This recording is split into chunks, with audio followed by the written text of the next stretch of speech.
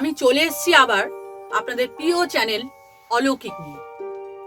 আজকে আমি আলোচনা করব যে মৃত্যুর 24 ঘন্টা পর আত্মারা কেন তাদের নিজের বাড়িতে ফিরে আসে। আগের পর্বগুলোতে আমি আলোচনা করেছিলাম আত্মার অস্তিত্ব সম্পর্কে। এটাও বলেছিলাম যে আত্মা অবনিশ্বর, শরীরের মৃত্যু হয় কিন্তু আত্মার মৃত্যু হয় না, আত্মাকে ভাঙা যায় না, আত্মাকে পোড়ানো যায় না, আত্মা হচ্ছে অবনিশ্বর। এই ব্যাপারে আমি আলোচনা করেছিলাম। কিন্তু আজকের ব্যাপারটা হচ্ছে ভিন্ন, যে মৃত্যুর পর মৃত ব্যক্তির আত্মা 24 ঘন্টা পর কেন তাদের বাড়িতে ফিরে আসে, সেই নিয়ে আজকে আমি আলোচনা আপনাদের কাছে করব। মৃত্যুর পর কেন ফিরে আসে। মৃত্যু যখন হয় মানুষের, তখন মানুষ উপলব্ধি করতে পারে না যে সে মারা গেছে।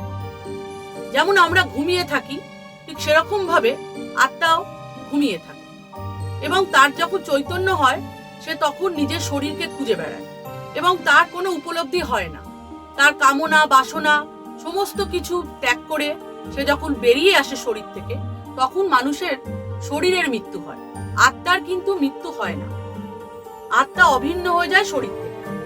এটাই বলা হয়েছে গীতাতে, ভগবত গীতা এটাই বলা হয়েছে যে আত্মা শরীর পরিবর্তন করে। কিন্তু আত্মা যখন মারা যায়, সে যখন শরীর ত্যাগ করে, সে কখনোই বুঝতে পারে না।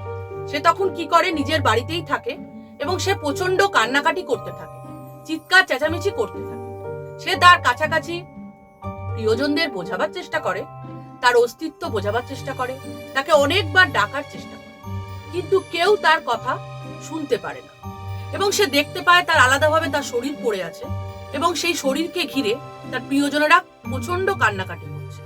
সেই দেখে আত্মারও কষ্ট হয়, সেও কান্নাকাটি শুরু করে দেয় এবং সে উপলব্ধি করে যে সে মারা গেছে। তখন সে কি করে, সে তখন নিজের যে শরীরটা আছে সেই শরীরে পুনরায় প্রবেশ করার চেষ্টা করে, কিন্তু সে প্রবেশ করতে পারে না। তার কারণ যমলোক থাকে দাঁড়িয়ে থাকে এবং সে ব্যর্থ হয় এবং সে বুঝতে পারে যে সে মারা গেছে এবং আর কোনো উপায় নেই, তাকে এবার আত্মালোকে প্রবেশ করতেই হবে। এবং যমরাজ কি করে, তাকে আত্মালোকে নিয়ে যায়। সেখানে নিয়ে গিয়ে তার কর্মফল বিচার করা হয়, পাপ পুণ্য বিচার করা হয়।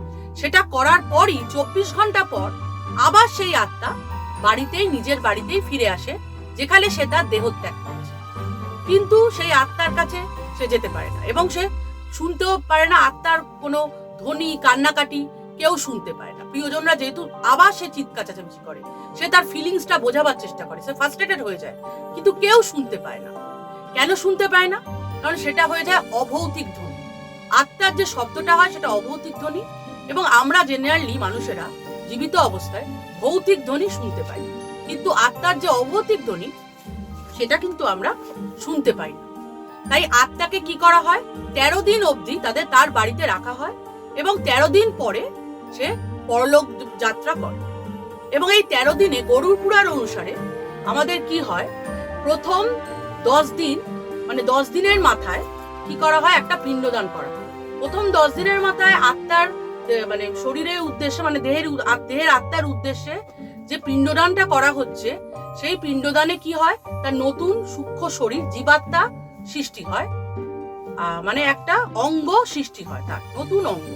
সেটা সৃষ্টি হচ্ছে যখন আমরা মৃত আত্মার উদ্দেশ্যে পিণ্ডদান করছি প্রথম 10 দিনে, তখন একটা সূক্ষ্ম শরীরের মানে একটা সৃষ্টি হচ্ছে, যেটাকে আমরা বলি নতুন অঙ্গ। নতুন অঙ্গের সৃষ্টি হচ্ছে প্রথম 10 দিনে। 11 দিনের মাথায়, 11 দিন এবং 12 দিন, এই দুটো পরপর, এই দুটো দিনের মাথায় ঊর্জির সৃষ্টি হচ্ছে, ঊর্জার সৃষ্টি হচ্ছে।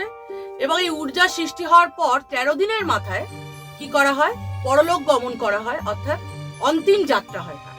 তার যে এই অন্তিম যাত্রাটা হচ্ছে, সেটা দীর্ঘ 1 বছর অবধি তার হবে। এবং তার এই যে পিণ্ডদানটা করা হলো, সেই পিণ্ডদানটা তার গোটা 1 বছরের খাবারের জন্য, মানে মৃত আত্মার খাদ্যের উদ্দেশ্যে করা হয়।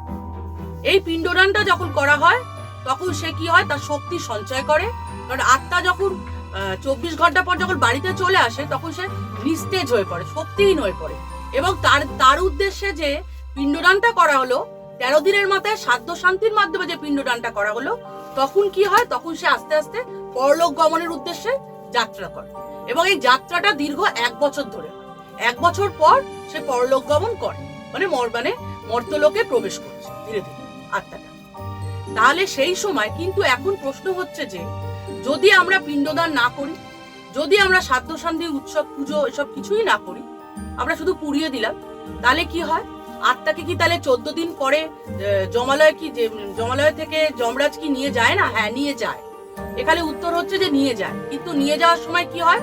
তাদেরকে খুব কষ্টে নিয়ে যায় এবং টেনে হিচড়ে জোর করে, তাদের অনিচ্ছা সত্ত্বেও টেনে হিচড়ে জোর করে যমরাজরা সেই আত্মাকে নিয়ে যায়, কিন্তু খুবই কষ্ট হয় সেই সময়, যাত্রাটা খুবই কষ্ট। কিন্তু পিণ্ডদান করলে তাদের আর সেই কষ্টটা হয় না। এখন হচ্ছে যে এবার যে শ্রাদ্ধ শান্তির যে উৎসবটা হচ্ছে, ব্রাহ্মণদের খাওয়ানো হচ্ছে, সেটা যদি ধার করে খাওয়ানো হয় তাহলে কিন্তু আত্মার কপালে দুঃখ আছে। সেই সময় কিন্তু যাত্রাটা কিন্তু তাদের খুবই কষ্টের হয়। তাই জন্য বলা হয় যে 13 দিনের মাথায় তাদের পিণ্ডদান করে শ্রাদ্ধ শান্তি করতে দেওয়া হয়, এবং এই পিণ্ডদানের যে খাবারটা হয় সেটা 1 বছর ধরে সেই খাবারটা তাদের দেওয়া হয়। এইভাবে কি হয়? আস্তে আস্তে আত্মারা মানে পরলোক গমন করে। আজকে আমার এটাই আলোচ্য বিষয় যে মৃত্যুর 24 ঘন্টা পর আত্মা বাড়িতে ফিরে এলেও তাদের আস্তে আস্তে ধীরে ধীরে 14 দিনের মাথায় তাদেরকে চলে যেতে হয়।